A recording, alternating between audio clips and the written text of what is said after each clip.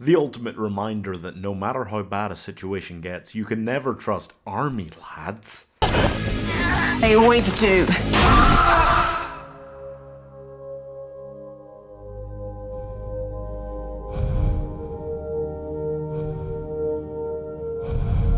Ah yes, the franchise known for making use of mobile phones for filming. Ironic, since this one looks like it was filmed on a Nokia T190 anyway.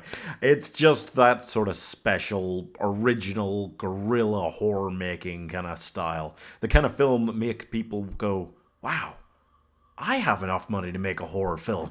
And they don't. They don't. The budget for this wasn't actually that low. They were just trying something. Anyway, it's just glorious and looks insane all at once. 28 Days Later stars Cillian Murphy as the man with the worst job in the world, a bicycle delivery driver in London. Ugh, I can only imagine the horrors he saw. And then it gets somehow worse, arguably, because he gets into a crash and then wakes up a month later and the world has ended. What, did he go to sleep in February 2020? And then he has to wander around balls to the wall, like seriously, just fully nude, like Mila Jovovich Resident Evil. Came around at the same time, actually. Was that on purpose? It doesn't matter. And then he makes some friends. Many of them die, and they figure out that, oh, these zombies, even though they're fast zombies, this was the film that introduced fast zombies, and still, they're not even the scariest thing in the film, because there's also man. Yeah, he wakes up, he has a wonder. It's incredible to me, still watching this back today, that they managed, with a film that looks like it does, to get those hauntingly beautiful, terrifying shots of London being that empty. Like, it's insane in so many ways. And then he meets Naomi Harris, Brendan Gleeson, his daughter, and they form a happy little weird family for about 20 minutes until everything goes shits up. And then they meet the worst thing in the world, which has become the focus of basically every apocalypse property that's come out since this film. Men that survive the apocalypse by being those guys who believe that they've got guns, so they're entitled to whatever women are left to lie. It's just... yeah, this was probably the first horror film that actually dealt with just how bad an apocalypse in real life would be, specifically for women. It is a film that manages to simultaneously feel like it's dealing with such a terrifying new modern reinvention of the zombie, and simultaneously, separately somewhat, a terrifying new modern reinvention of the zombie genre, because it was so much more a film about the horrors of what people would do to people in this situation rather than what zombies would do. And I loved that about it. And honestly, it's such an important film. It's still so good to watch back, even the moments where you're kind of like, eh.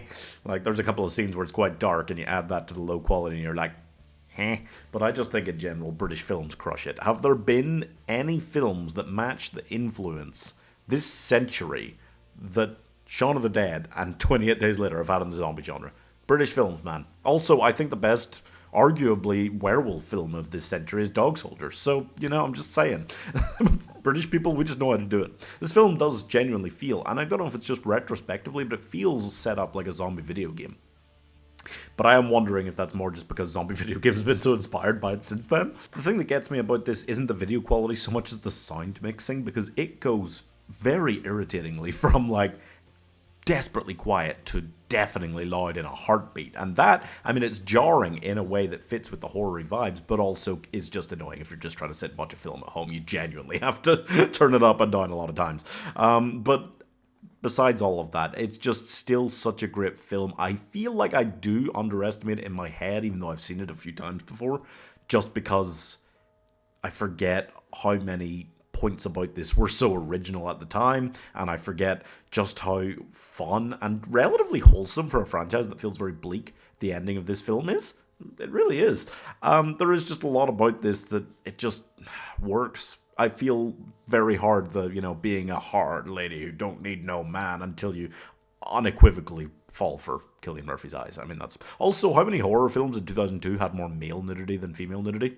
It is a gorgeous film, or rather a gorgeously made film that looks atrocious at times. It's just an adorable road trip film. It's an anti-PETA film.